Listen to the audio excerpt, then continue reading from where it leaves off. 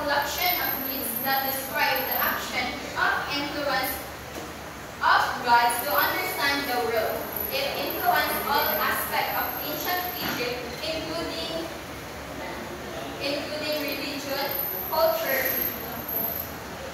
and politics. These myths were deeply intertwined with Egyptian religion and influenced art, literature, and daily life. So now let's jump into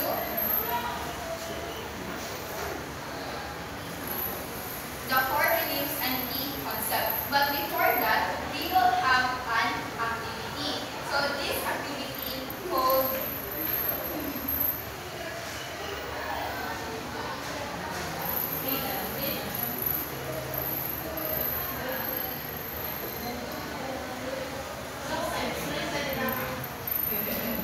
Scramble word race at race. So number mga mali. Instead nga, iingon ninyo ang exact word kaya inuha siya i-arrange dili using ang paper kay naa siya sa box. Yes. So paluway, every word, isa lang ka word ninyong bawal i-arrange ninyo dito Wait lang. Ito may igawas.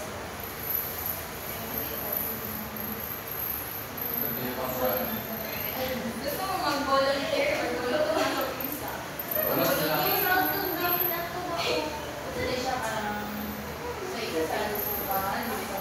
Nakadali ang word sa box. Piligon ninyo. Tapos isa-isa na kung tayo ang word kay Kuan, Egypt. So every letter kay i-arrange nyo siya diha pili kay dalawang ninyo kanan. So dipila lang din ang box. Or isa-isa na clarification. O isa-isa lang. Para ang letter kita. Magkuhan mo. Kita yung gusto mong bola. Ako. Tingnan. Si Iya sa Olivier. Magkuhan sa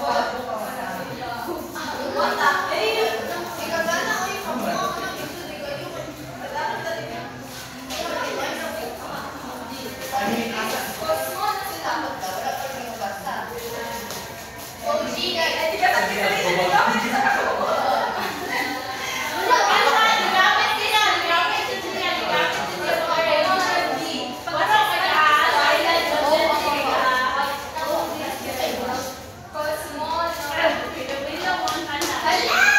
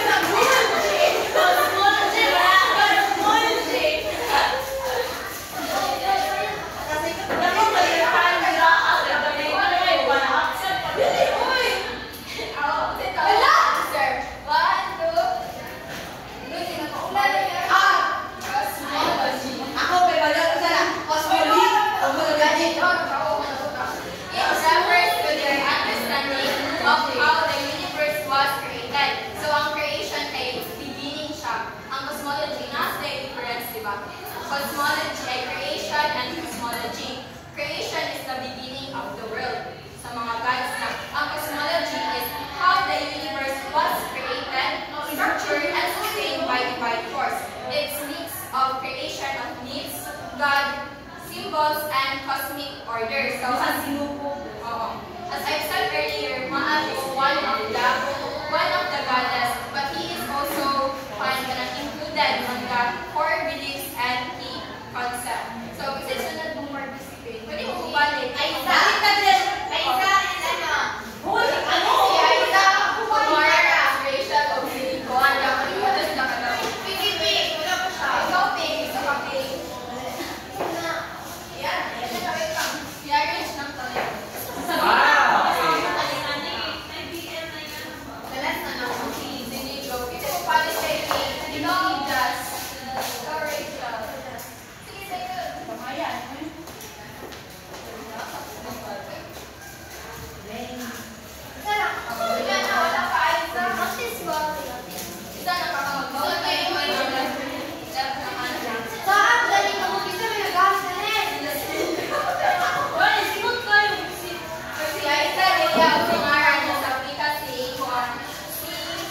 Polynesian mythology.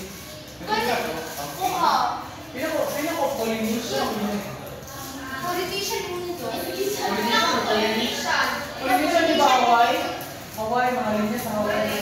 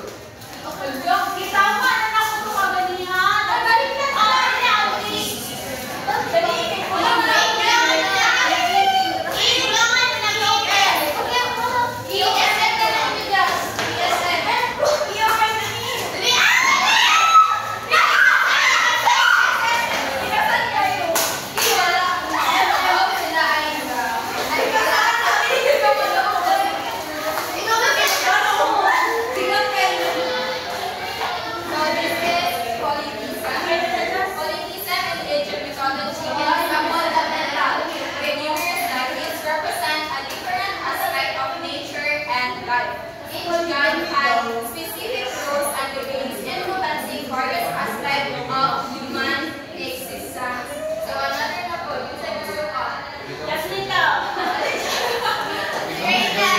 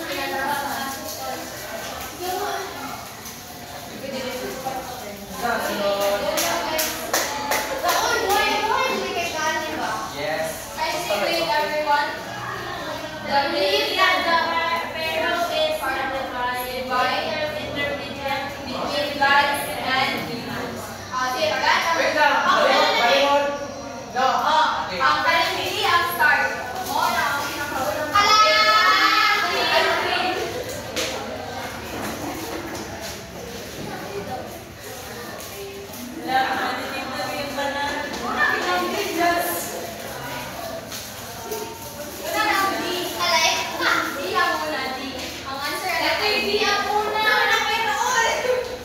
Di ang pinakauna. Wala ka word. Lalo kayo, kayo word. Tapos ako lang siyang superlative. Wala lang. Buti di playground direction, no? Mga grades, eh. Dali!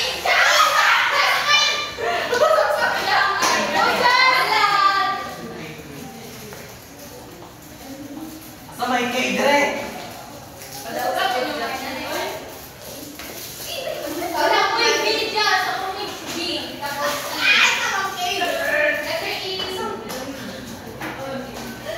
Nakita na kay wala pa.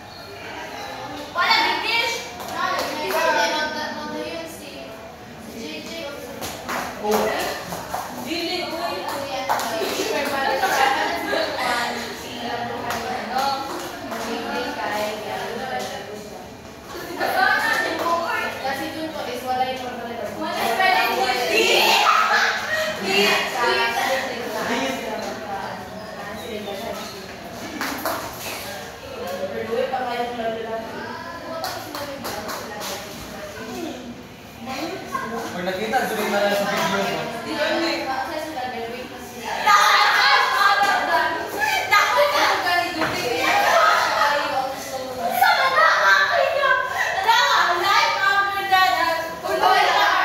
Ulo!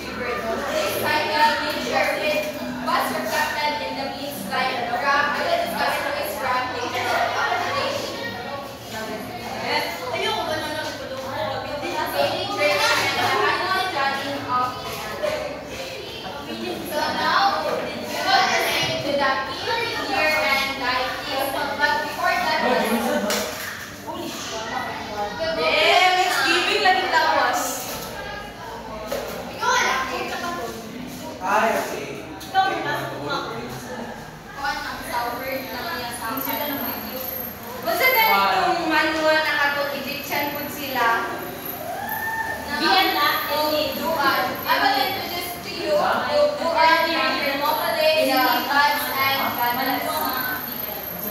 Mga Egyptian, ilang dito nila kaya nilugan nila.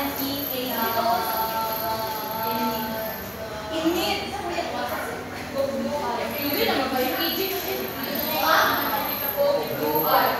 Ay, gosh, ako Iyan, iyan, scramble.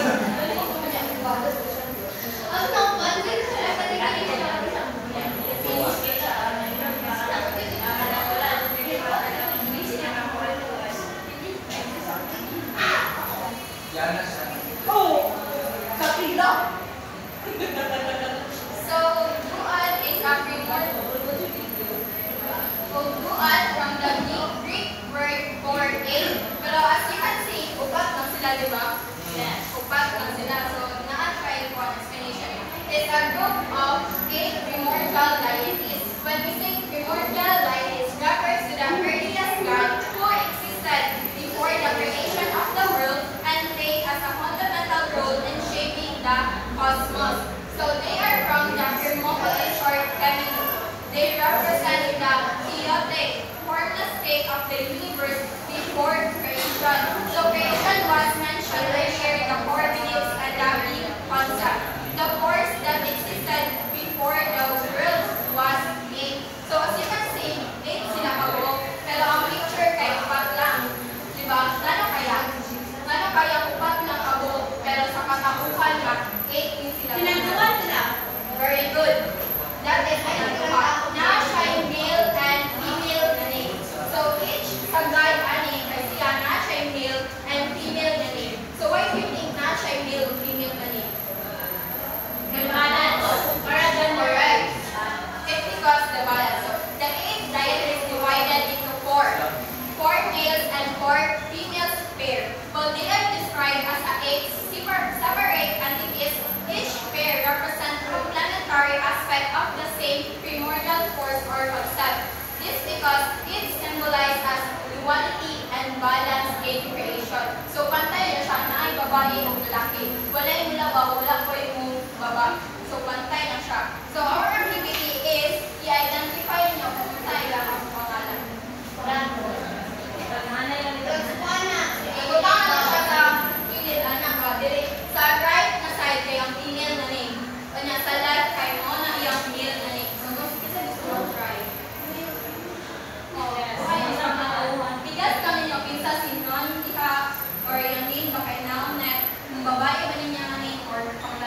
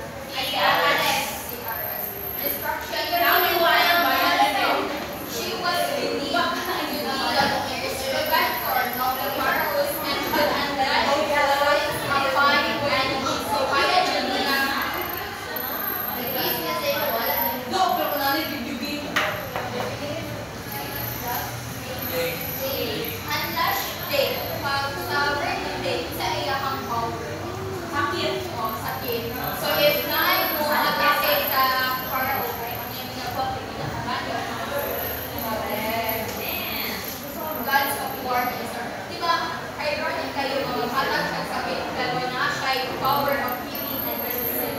At so siya rin po yung maayo.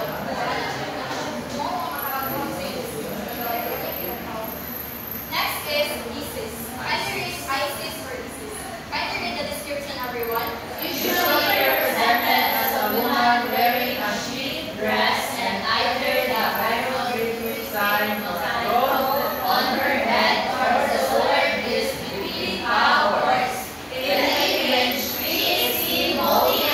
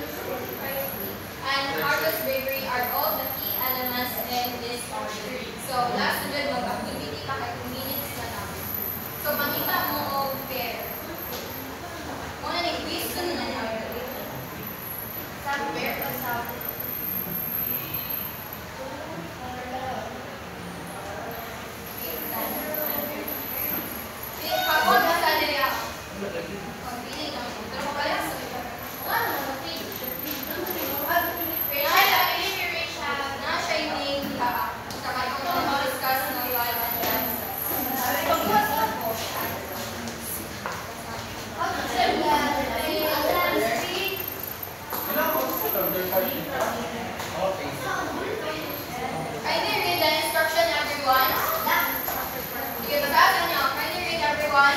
Find the counterpart of the provided name with either Greek, Norse, or Roman mythology by using compare and contrast. Then answer the following question below.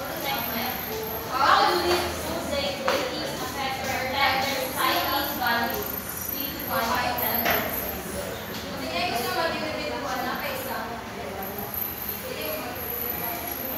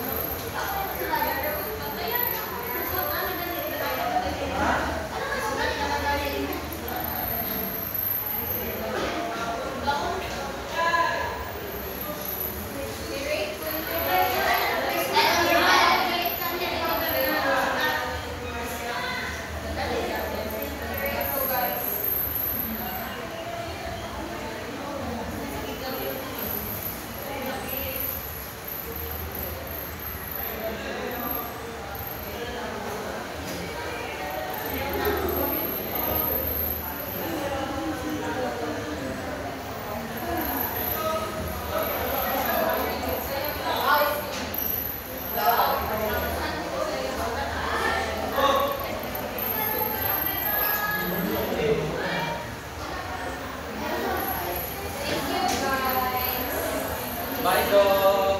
111 na po.